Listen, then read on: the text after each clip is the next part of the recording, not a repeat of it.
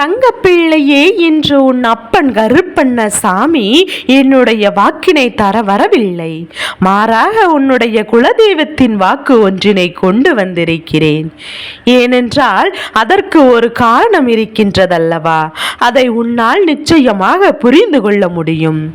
என் தங்கப்பிள்ளையே, உன்னுடைய குலதெய்வத்திற்கும் உன்னுடைய குடும்பத்தில் இருக்கின்ற ஒரு நபரின் மீது அதிருப்தி ஏற்பட்டிருக்கின்றது. அந்த அதிருப்தி தான் இன்று உன்னிடத்தில் பேச வேண்டும் என்று அவர்களை தூண்டியும் இருக்கின்றது. எல்லாவற்றையும் ஒரு மிகப்பெரிய காரணம் இருக்கிறது. அது என்ன தெரியுமா? உன்னுடைய குலதெய்வத்தின் மனதில் இருக்கின்ற அத்தனை நீங்காத குலத்தில் இருக்கின்றவர்களே இது போன்று செய்கிறார்களே என்று அவர்களுக்கு மிகுந்த வேதனையில் இருக்கின்றார்கள். இதை கேட்டு என்னென்ன எண்ணங்கள் எல்லாம் ஓடுகிறது என்பதை என்னால் நன்றாக புரிந்து கொள்ள முடிகின்றது.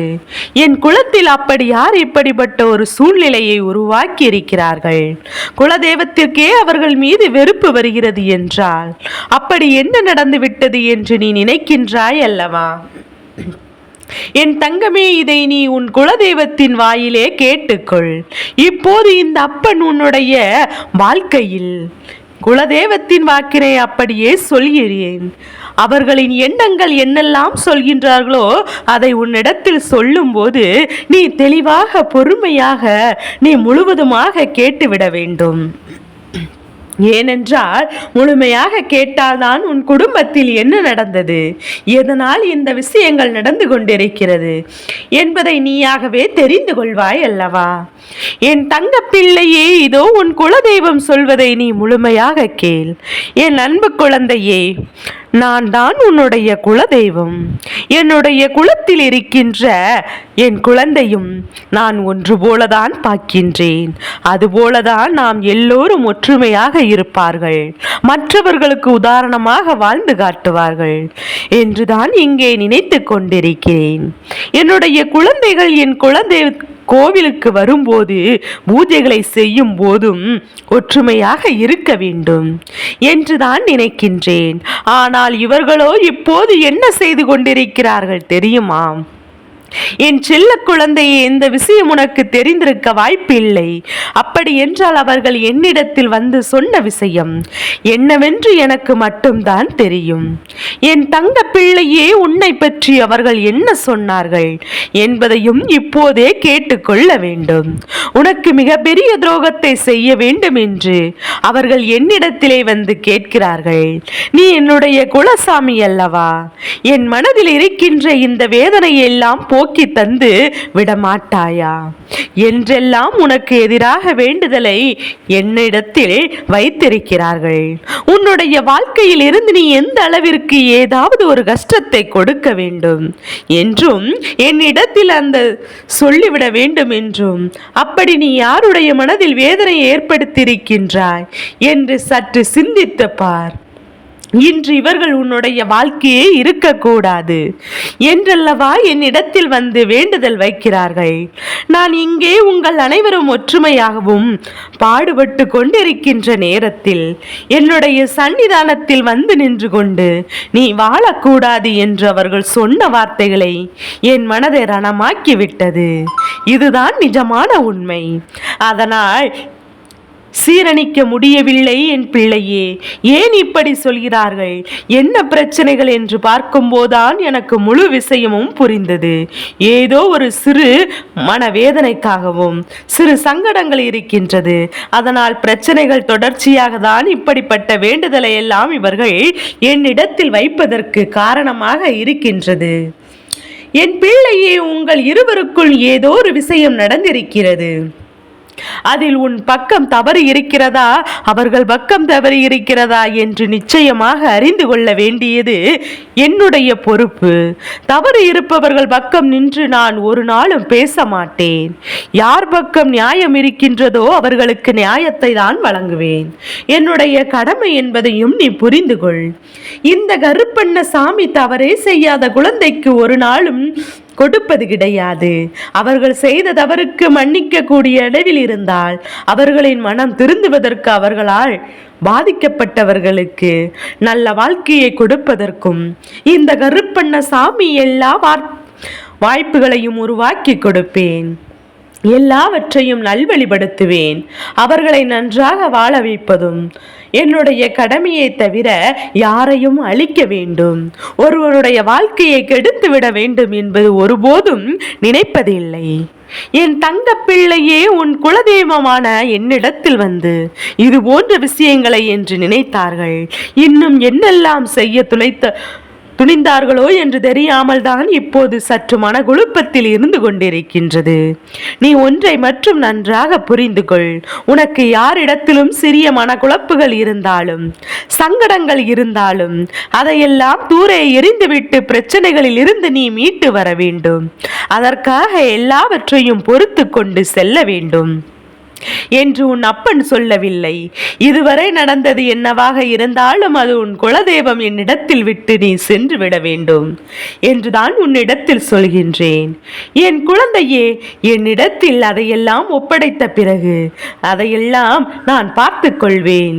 ஏனென்றால் ஒரு சில முக்கியமான முடிவுகளை எடுக்கும் போது நடுநிலையாக இருந்து எடுக்க வேண்டும் அல்லவா? அப்படி இருக்கும் போது இதையெல்லாம் நீ என்னிடத்தில் ஒப்படைத்து விடுவதுதான் உனக்கு நல்லது. இந்த வாழ்க்கை பணம் இருக்கிறது என்று, பதவி இருக்கிறது என்று சிலர் ஆடுகின்ற ஆட்டமெல்லாம் இன்னும் கொஞ்ச நாள்தான். என் குழந்தையே, உன்னுடைய மனதில் இருக்கின்ற சில வேதனைகளுக்கெல்லாம் நான் இப்போதே நல்ல பதிலை தந்து விடுகின்றேன். அவர்கள் செய்ய நினைத்த விஷயம் எதுவாக இருந்தாலும், உன்னுடைய வாழ்க்கையை அழிக்க வேண்டும் என்று நினைத்த விஷயம் மிக பெரும் தவறு அல்லவா?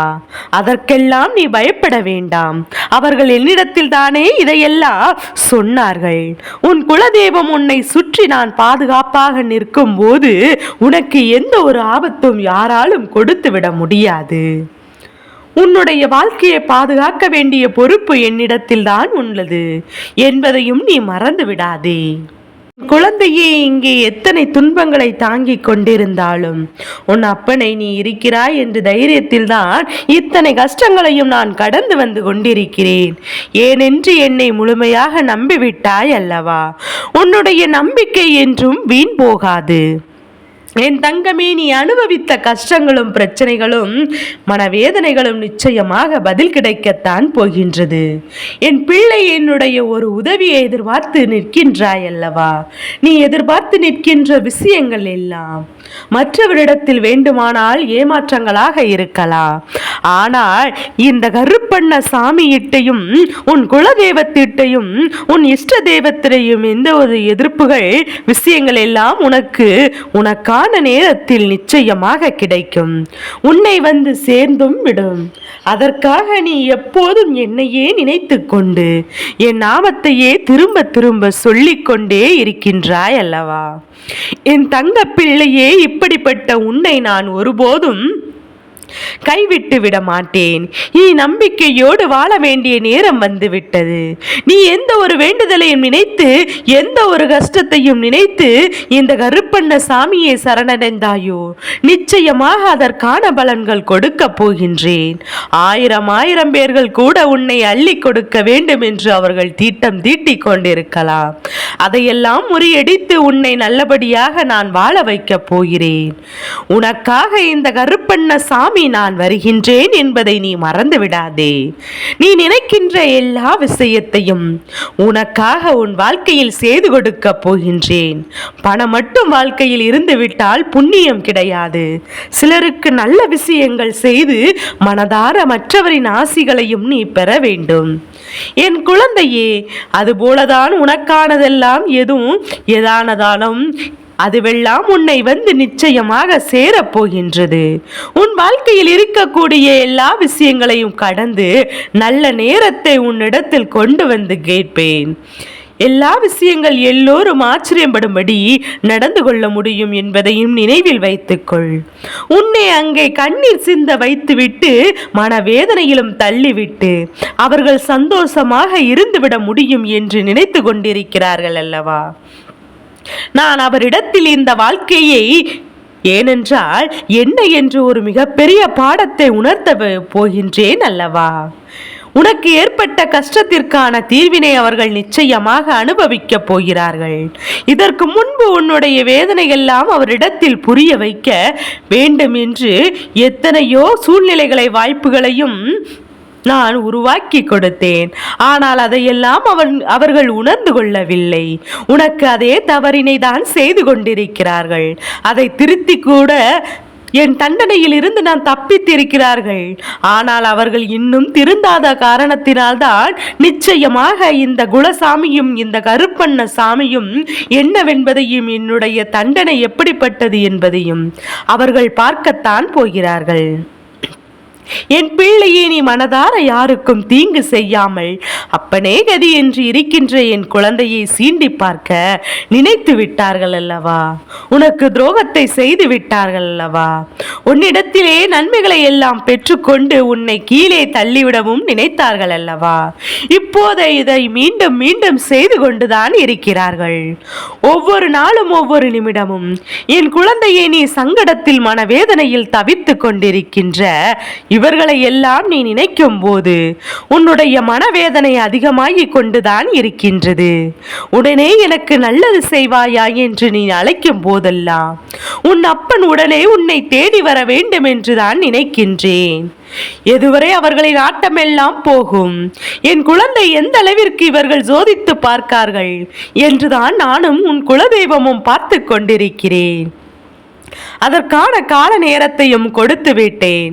இந்த அப்பனுக்கு அதிகமாக காலத்தையும் நேரத்தையும் வாய்ப்புகளையும் கொடுத்து விட்டதாக இன்று எண்ணுகின்றேன். நீ நிச்சயமாக உன்னை இந்த சோதனை காலத்தில் இருந்து நான் மீட்டெடுக்கத்தான் போகின்றேன். உன்னை சந்தோஷமான காலத்திற்கு அழைத்து செல்ல போகின்றேன். உன் அப்பன் இன்று உன்னிடத்திலே வந்து விட்டேன் என்று நினைவில் வைத்துக்கொள். நீ என்னுடைய மன நிம்மதியோடு இன்றைய நாளை கடந்துவிடு. நாளைய விடியலையும் உன் வாழ்க்கையில் மிகப்பெரிய மாற்றத்தை நீயே உணர்ந்து கொள்வாய்.